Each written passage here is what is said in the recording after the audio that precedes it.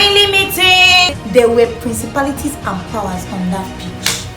And it was so clear for even me to see, because once they did not score in first half, I'm just like, moving on, the red card. It really doesn't have to get to that point. Nigerians, people need to grow. That's what this family meeting is about. Go and pray and fast so that when we face Ghana, we will have mouths to talk.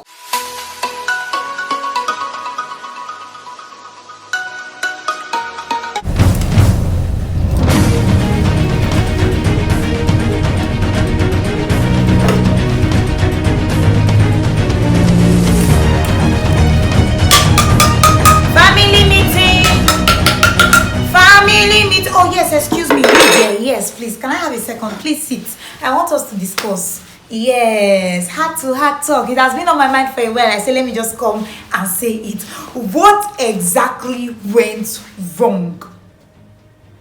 Before we go into the matter for today, I just want to say, hi guys, welcome back to my channel. My name is Fumi, and if this is your first time coming across this bundle of joy, then welcome. What took you so long? Hit the subscribe button and turn on your notifications so you know when next I drop a video. To my loyal subscribers, OG, you know I don't take you guys for granted. Thanks for coming back. Now to the matter for the day.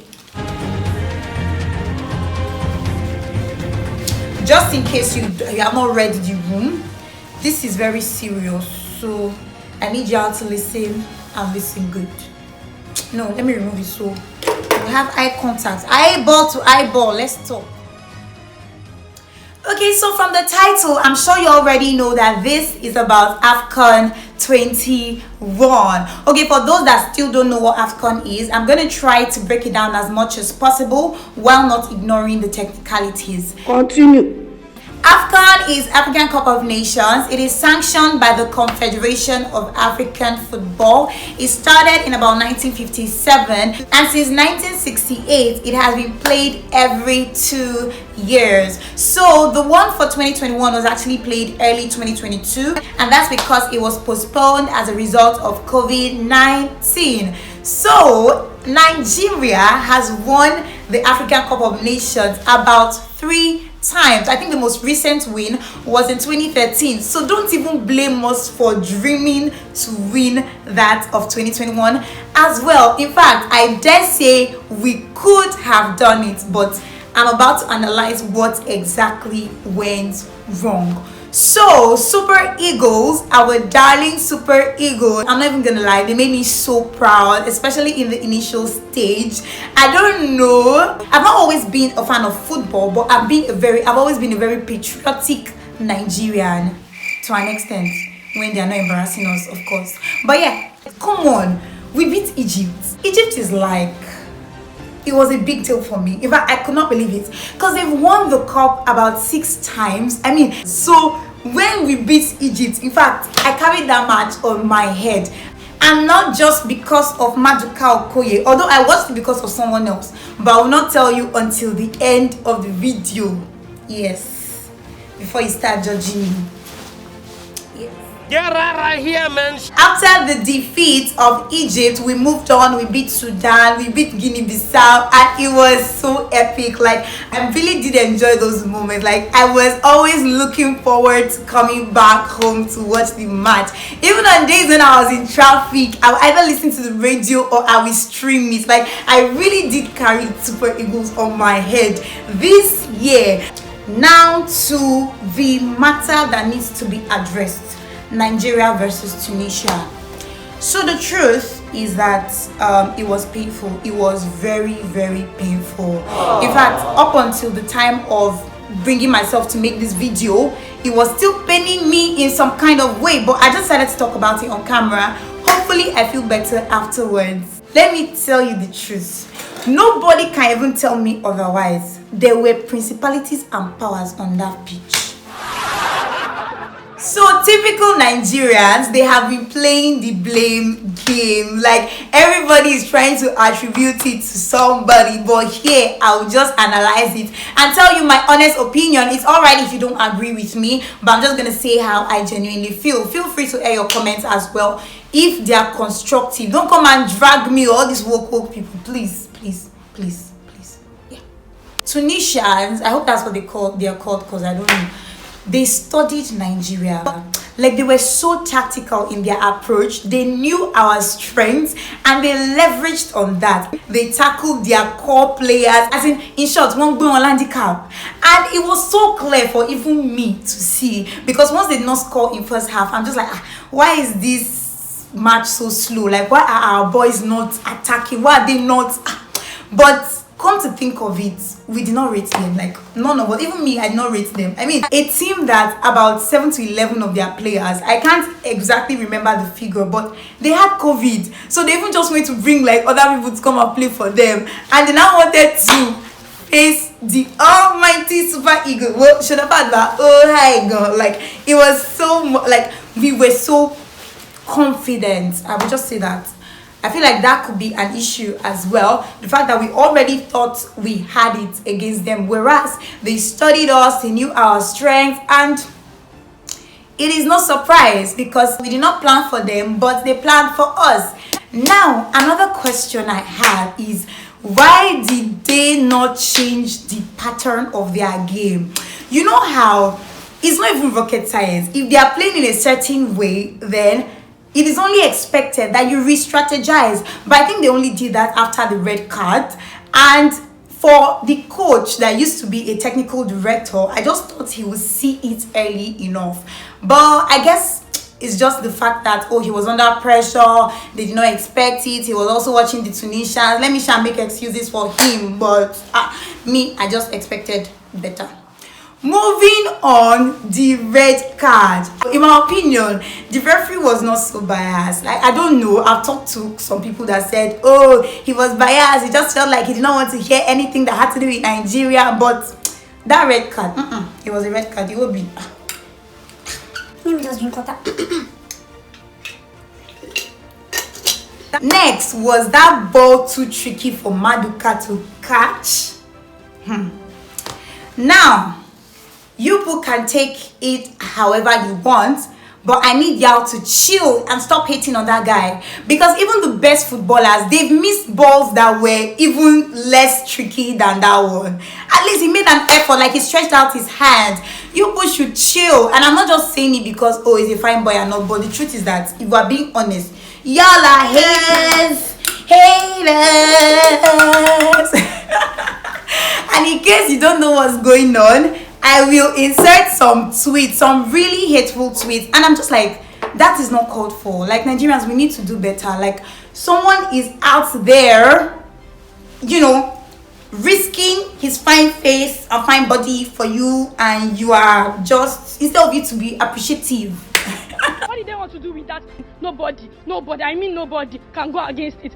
They are into power today. Most of them are just there to steal our money. Alright, I didn't mean that, but y'all should please just take it easy on him. I think he even had to turn off his comment section, and he will be deactivated his Instagram. Like, it really doesn't have to get to that point. Nigerians, people need to grow. That's what this family meeting is about. I mean, like Kenneth Omero even said, he mentioned like in an interview or something that the defenders were in his face. Like, he was not, like, there's no way he could have seen it so clearly. Like, he could have done better here, but people are even not serious. You now went to the fact, like, some of y'all are trying to connect it with what he said about how he likes his women. Like, that is his preference. Where is your business? I mean, the only reason why anybody can be that pain is maybe because they bet on him, they bet on Super Eagles or something, which in my opinion, why do you want to be betting on anything that has to do with Nigeria? In fact, why are you betting?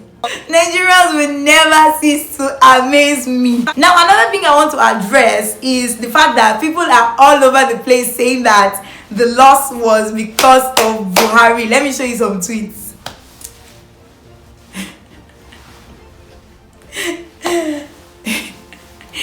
Okay, so yeah, concerning that, I don't think they are entirely wrong. So the thing is, because of how proud we were of the Super Eagles, like everybody was singing their praises. I'm not saying it got to their head, but the mind is a very tricky place. Like they should have just secured their minds from all that calling the president, all that video conference, I mean whatever they did with the president. In my mind, I'm just like, why? The only person they need to be talking to is their coach. So why was everybody trying to, interfere, like trying to make them more motivated? I mean, they were already winning without your promises, without your cash prizes. So why do you now really decide to come and abeg? In my opinion, all those things probably did mess with them as well. Let's leave things, let professional things be professional. Like, let's not come and be interfering with, yeah, I promise to tell y'all the reason why I was so interested in Super Eagle. So I met a friend and his name is Kenneth Omero and he did very good. Uncle K, shout out to you. No Kenneth Omero slander is accepted here. Okay, period. Yes, and I'm really glad I followed up. Now to the Ghanaians. You know how it's so funny that I was on Twitter later that same evening and Nigerians literally put Ghanaian flag on their names and they started dissing Nigeria. I give it up for Nigerians. Like, we have the best coping mechanisms. Like, Nigerians can make a joke out of anything, but let's just be a little more sensitive and know when to stop and when to draw the line, because I was very, very unhappy about the Super Eagles slander I was seeing, especially the one targeted at Maduka and targeted at Iwobi. Like, it was really uncalled for. In my opinion, they don't even deserve to give Nigerians any what's it called, any apology, because that is football. You could take it as it is. Go and pray and fast so that when we face Ghana, we will have mouths to talk. Okay, if I'm being honest, I feel like another reason why the loss was extra painful is because of the mouth Nigerians had made to Ghanaians. Hey, when the Black Stars, that's what they're called right here, when the Black Stars of Ghana got disqualified, like Nigerians kept dragging them on Twitter, and I feel like we just made too much mouth. That's just it. So it was so hard to accept defeat with our full chest. I remember when it was declared that we're going to face Tunisia. They were like, Tunisia, come, we'll not beat you. Long and short of the story is that yala, anybody can be beaten. If you know, you know. But guess what? We prepare harder, we support them harder, we give in our best to the World Cup playoffs. If you don't know what I'm talking about, then come. Let me give you the gist.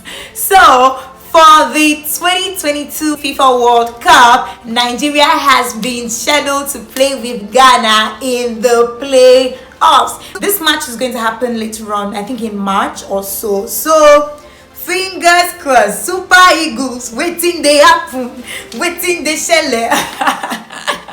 You know that I was talking to someone and he made reference to the fact that the last time Super Eagles played this well was like in 1980s, and I really agree with him, even though I don't exactly know if I was born by that time. But thank you for watching this video. If you did enjoy it, then do well to give this video a thumbs up. Also, I'll be taking suggestions for anything you think I should talk about or make a video on. I would also like to give a special shout out to the people that suggested this video. My sweet cousins, Nyashima, Todo, Yofa, Ondo. In fact, all the Benue people. Let me just shout out to you people because y'all are amazing. Yeah. If you made it to this point, then spam me with Nigerian flag. I want to see green, white, green in the comment section. Y'all see? I didn't come here to joke. Your faith is extra like that, but you love me like that anyways. I'll see you next week. Toodles!